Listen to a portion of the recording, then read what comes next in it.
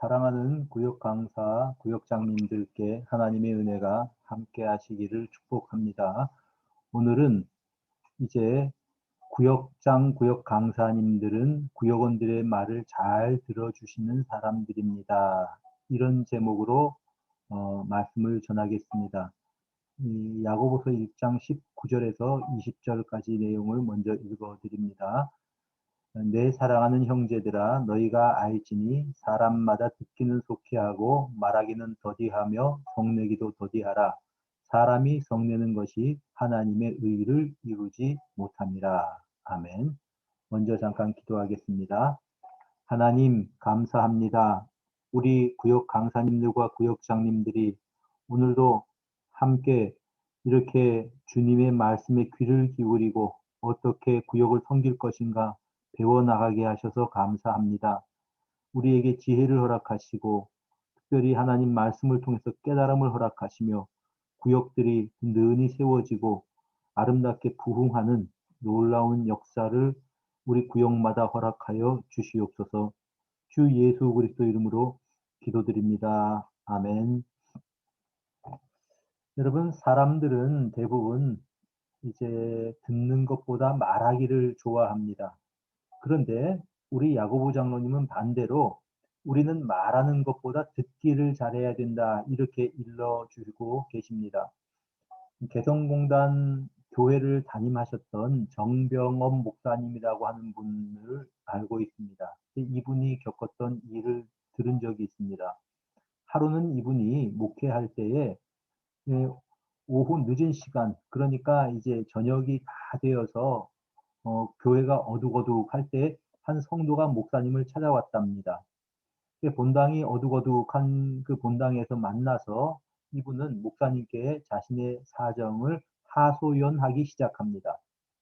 목사님이 하루 종일 일정이 피곤하셔서 말을 집중해서 들으실 수가 없었답니다. 잠깐 졸았는데 다행히도 주변이 어두워서 이야기하는 사람은 눈치채지 못하였답니다. 그리고 그렇게 한참 이야기를 하더니 이분이 돌아가면서 이런 말을 하더랍니다. 목사님과 대화하면서 내가 문제 해결의 방법을 찾았습니다. 목사님과 이야기하니까 내 마음이 시원합니다. 여러분, 이 목사님은 이분 말을 들어준 것밖에 없습니다. 문제 해결책을 제시해 준 적도 없고요. 이렇게 해라 저렇게 해라 말해 준 적이 없습니다. 그리고 들어준 것도 사실 제대로 들어준 것도 아닙니다. 왜냐하면 너무 피곤하셨어요. 졸면서 들어주신 겁니다.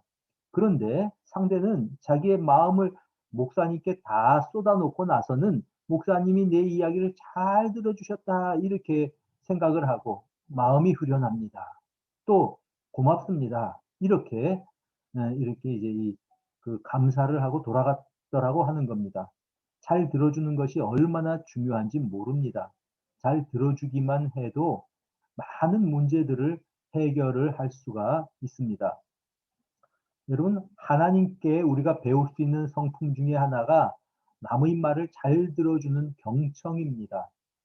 하나님은 우리의 말을 잘 들어주시는 분이십니다.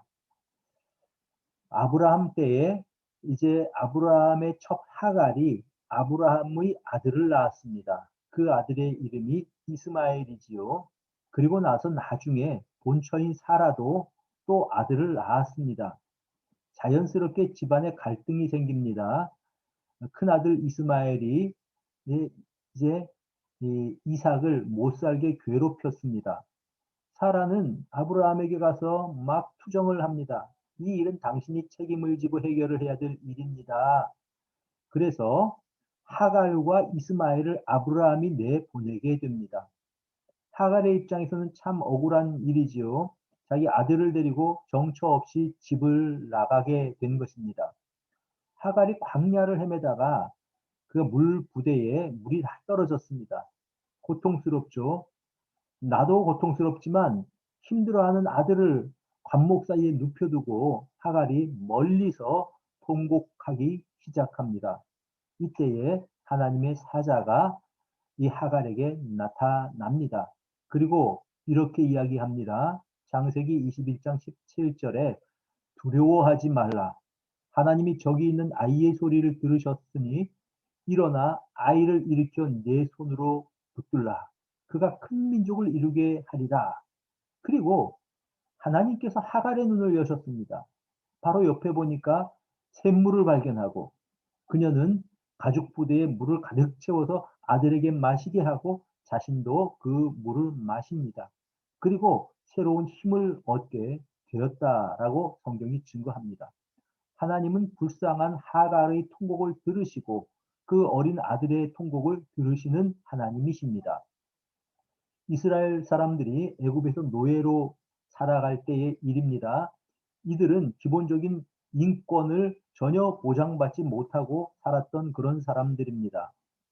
이들은 이 고된 노동에 힘들어하면서 신음합니다. 심지어 이들에게 히브리 사람들을 모두 다 이제 이 없애버리려고 하는 그런 계략으로 아들을 낳으면 다 나일강에 집어넣으라고 하는 비인도적이고 또 비인격적인 명령을 바로가 내렸습니다. 여러분 얼마나 불쌍한 사람들입니까? 노동에 시달리면서 제대로 된 대우를 받지 못합니다. 그리고 또한 자신이 낳은 아들을 자신의 손으로 나일강에 집어 던져야 되는 이런 기막힌 일을 이들이 당했습니다. 그런데 하나님께서는 이 히브리 사람들의 고통을 보고 계셨고 그들의 탄식 소리를 들으셨습니다.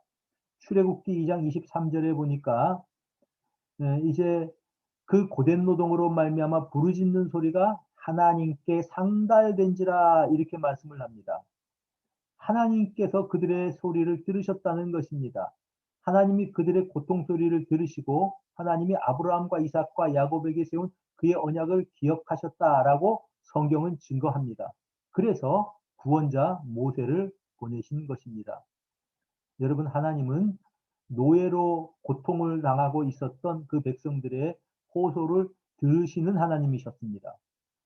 이스라엘 백성들이 죄를 짓고 나라가 망하게 되고 성전이 다 이제 이 빼앗기는 그런 일을 겪게 됩니다. 사람들이 탄식합니다. 우리가 이렇게 나라가 망한 것은 우리가 이렇게 수치를 당하고 있었는데 하나님은 우리의 사정을 알고나 계실까? 이런 이스라엘 사람들에게 하나님께서는 이사야 선지자를 통해서 말씀하십니다. 이사야서 40장 27절에 야곱아 어찌하여 네가 말하며 이스라엘아 네가 이르기를 내 길은 여호와께 숨겨졌으며 내 송사는 너의 하나님에게서 벗어난다 하느냐. 하나님께서 알고 계신다는 거죠. 듣고 계신다는 것입니다. 하나님은 우리 사정을 다 알고 계십니다. 우리의 형편을 보고 계십니다. 하나님께 마음을 쏟아놓는 것만 해도 우리가 위로를 받고 치유를 얻는 이유가 여기에 있습니다. 하나님은 우리 사정 다 알고 계시고 내 눈물을 보고 계시고 내 한숨 소리를 듣고 계시는 하나님이십니다. 때로는 우리가 조리 있게 하나님께 말씀드리지 못할 때도 있습니다. 어떤 때는 눈물을 흘릴 때도 있고 어떤 때는 한숨을 쉴 때도 있고 어떤 때는 말도 안 되는 그런 넋두리 같은 그런 호소를 할 때도 있습니다. 그러나 그 소리에 하나님은 귀를 기울이신 하나님이시다라는 것입니다. 시편에 많은 신앙의 선배들이 하나님께 마음을 쏟아놓았습니다. 그런데 이 하나님께 마음을 쏟아놓고 기도하면서 그들의 마음이 치유가 되고 회복이 되고 또한 그들이 새 힘을 얻게 되는 것을 우리가 이 성경을 읽으면서 발견하게 됩니다. 시편 42편 1절에는 이렇게 이 시인이 탄식을 합니다. 하나님이여 내 사슴이 시냇물을 찾기에 갈급함 같이 나의 영혼이 주를 찾기에 갈급하느니라. 여러분 이 영혼이 그들의 영혼이 하나님을 찾기에 갈급한 것입니다. 그 하나님께서 마치 안 계신 것처럼 너무 힘드니까 그렇게 하는 거죠. 내 영혼이 주를 찾기에 갈급하다라고 그는 고백을 하고 있습니다. 그러다가 그가 자신의 마음을 다 쏟아나온 후에 찬양으로 이제 이 시를 마무리하는 것을 보게 됩니다. 시편 42편 11절에 내 영혼아 네가 어찌하여 낙심하며 어찌하여 내 속에서 불안해하는가 너는 하나님께 소망을 두라 나는 그가 나타나 도우심으로 말미암아 내 하나님을 여전히 찬송하리로다. 여러분 하나님께 마음을 쏟아놓는 것만 해도 문제 해결 반 이상 하는 것처럼 우리 서로가 다른 사람의 말을 들어주고 마음을 쏟아놓을 때 이미 문제 해결은 절반 이상이 된 겁니다. 하나님 우리의 마음을 다 받으시고 우리의 탄식 소리를 들으셔서 그 전능하신 손으로 우리의 억울함을 풀어주시는 하나님이신 것처럼 우리도 구역원들의 말을 잘 들어주고 그들의 아픔을 어루어 만져줄 줄 아는 사람이 구역 강사님들과 구역장입니다. 구역 예배 가운데 살아가는 이야기들을 하면서 때로는 웃고 때로는 울고 때로는 같이 공감하면서 그들의 이야기를 들어주는 것만 해도 구역원들이 큰 힘을 얻는 것입니다. 여러분 남의 말을 잘 들어줄 때 세 가지 단계가 있습니다. 첫 번째 단계는 있는 그대로 그 말을 들어주는 것입니다. 귀로 듣는 것이죠. 하나님은 입을 한 개를 만드셨고 귀는 두 개를 만드셨습니다. 잘 들으라고 그렇게 하신 것입니다. 혹은 우리 구역원들이 이야기하면서 마음이 격동되어 있거나 안절부절할 때도 있겠지요. 그러나 이때에도 여러분 이제 그들의 말을 참고 잘 들어주셔야 합니다. 상대와 말을 할 때 눈을 맞추고 들어주셔야 합니다. 자세도 중요합니다. 상대와 대면하고 이야기를 들어주는 것이 원칙입니다. 여러분 이제 상대와 대화하면서 말을 들어주면서 자기 생각에 빠져 있어도 안 됩니다. 마음을 다하고 집중해서 구역원들의 말을 들어주는 구역장님들이 되시기를 바랍니다. 두 번째 단계는 입으로 경청하는 것입니다. 즉 상대의 말에 추임새를 넣어주는 것이지요. 그래서요 참 힘들었겠네요. 아유 얼마나 이제 마음이 아프셨어요. 이렇게 추임새를 넣어주는 것입니다.